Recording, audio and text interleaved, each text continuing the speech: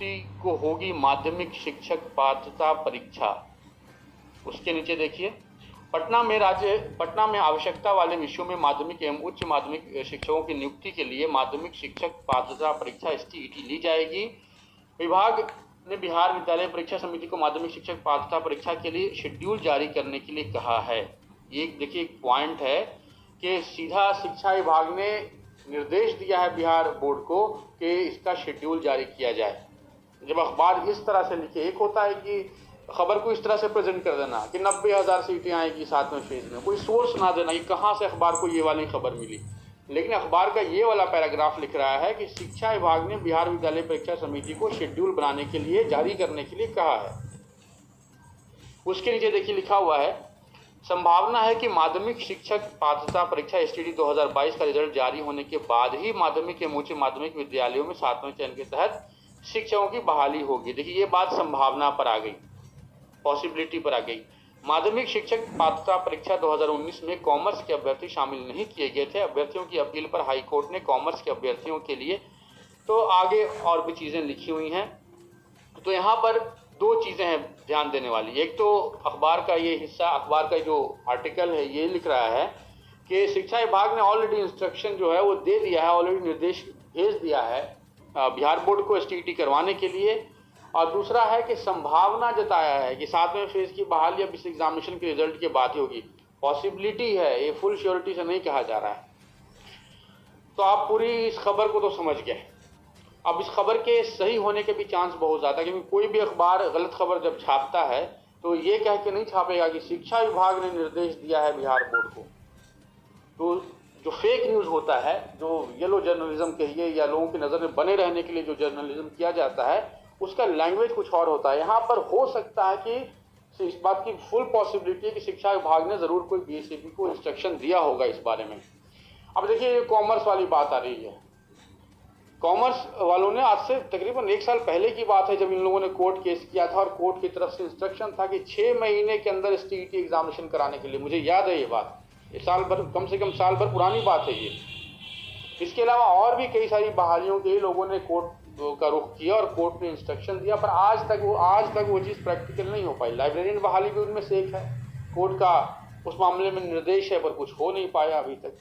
तो हो सकता है कि सरकार एक तो कॉमर्स के लिए सोच रही हो, साथ में इन लोगों को जिन सब्जेक्ट्स के अंदर लोग नहीं मिले STET में, अगर आप देखें तो एक तो पेपर 1 में भी कई सारे सब्जेक्ट है जिन सब्जेक्ट में आप देख रहे हैं कि सीट से कम लोग क्वालिफाई हैं या सीट से 1000-2000 लोग ज़्यादा क्वालिफाई हैं, वहाँ पर पूरा सीट नहीं भर पाएंगे।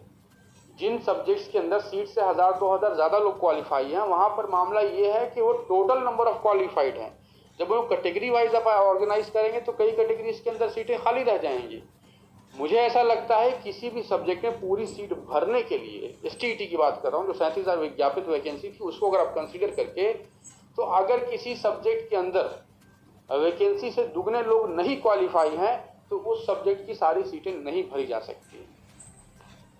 अब देख लीजिए कितने सब्जेक्ट ऐसे हैं, तो ज़्यादातर सब्जेक्ट में सीटें खाली रह जाएंगी। जब बैकलॉग जुड़ जाएगा, जब और सारी वैकेंसी इसमें ऐड हो जाएगी 7वें फेज में, तो ये बात तो सही है, लेकिन सरकार को अभी अंदाज़ा ही नहीं, जब तक 7वां चरण पूरा नहीं करेगी तब तक सरकार को ठीक से अंदाज़ा ही नहीं होगा। अभी तो एक रफ आइडिया है, कुछ सब्जेक्ट हैं इस तरह के, जैसे एक फिजिक्स का सब्जेक्ट है, इस तरह के कुछ सब्जेक्ट है, एक अंग्रेजी का भी उसी तरह का मामला है।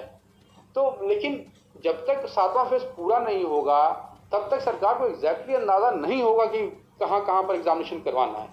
दूसरा है, शिक्षा मंत्री ने ये बात विधानसभा में कहा था कि 7वें फेज की बहाली के बाद फिर से STET करवाया जाएगा। आप चाहे तो वो वीडियो निकाल STET करवाया जाएगा, लेकिन अब यहाँ पर फिर से मामला आ गया। हो सकता है कि गवर्नमेंट सिर्फ कॉमर्स का करवा दे, अखबार वालों को उतना समझ में नहीं आया, कॉमर्स का करवा दे, और कॉमर्स की बहाली आगे पीछे भी हो सकती है। फिजिकल एजुकेशन टीचर वालों की साथ में नोटिफिकेशन तो कॉमन था STET के बाकी सब्जेक्ट्स के साथ, एग्जामिनेशन भी साथ में होना था। लोगों ने कोर्ट केसेस की झड़ी लगा दी, एज वाला केस कर दिया, जिस वजह से एग्जामिनेशन साथ में नहीं हुआ।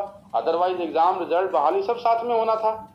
जब वो आगे पीछे हो सकता है तो कॉमर्स वाले को इससे ऐड करने की जरूरत ही नहीं। अगर सरकार को ऐसा लगता है कि कोर्ट का कोई निर्देश है तो सरकार कॉमर्स वालों का एग्जाम करवा दे, उनको जब बहाल करना है करे।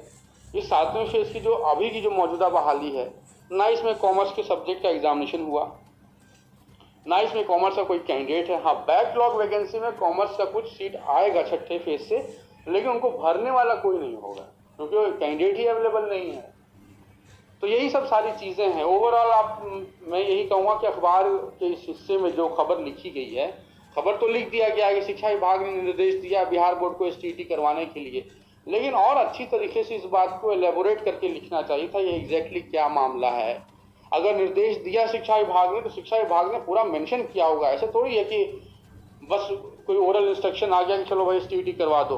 पूरा कैलकुलेशन होता है सीट्स का कि हमें किन किन सब्जेक्ट्स के अंदर ज़रूरत है। बिहार बोर्ड को पूरा एक कंप्लीट लेटर गया होगा किन किन सब्जेक्ट्स में एग्जामिनेशन लेना है, किस तरह का एग्जामिनेशन होगा, तमाम चीज़ें मतलब एक फॉर्मल तरीके से गई होंगी। अखबार चाहता तो एटलीस्ट बिहार बोर्ड के किसी अधिकारी का इंटरव्यू लेता है या शिक्षा विभाग किसी अधिकारी का इंटरव्यू लेता और सभी प्रश्न जितने भी सवाल बनते हैं सबको पूछा जाता ताकि जितने भी डाउट है इस मामले में क्लियर होता। लेकिन अखबार ने बस लिख दिया कि शिक्षा विभाग ने निर्देश दिया है बिहार बोर्ड को और मामले को ख़त्म कर दिया। अब ये अधूरा खबर बड़ा कन्फ्यूजिंग है, लेकिन उम्मीद है इस बारे में क्लैरिटी जल्दी ही आ जाएगी। कैंडिडेट तो वैसे भी लोग सैकड़ों की तादाद में सचिवालय पहुंच ही रहे हैं, तो फिर आप ये मान के चलिए कि आज शाम तक, सॉरी आज नहीं, कल शाम तक, कल भी किसी भी वक्त इस मामले को लेकर क्लैरिटी हो जाएगी कि मामला है क्या।